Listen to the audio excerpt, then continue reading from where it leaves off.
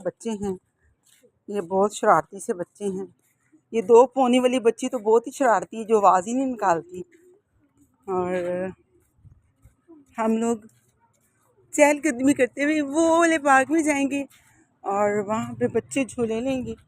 बाकी हम फिर वहीं पे मिलते हैं। और ये बच्चे नस नसा के पार्क में पहुँच गए हैं। यार ये बच्चों की भी ज़िंदगी कितनी खूबसूरत है। बड़े होके ना बस बंदा ऐसे नहीं भाग दौड़ सकता। क्या कह रही हो आप ही बचा लो। हाँ यहाँ इतने बड़े बड़े बच्चे भी स्लाइड कर रहे हैं, अल्लाह खैर ही करेगा, या तो यार टूट भज जाएगी।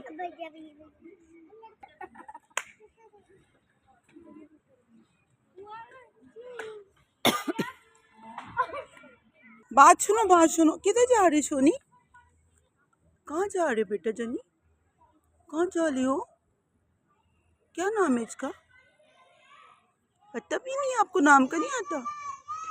ओ ये तो पाड़ा सा मुन्ना है, इसका नाम भी पाड़ा सा ही होना चाहिए कोई।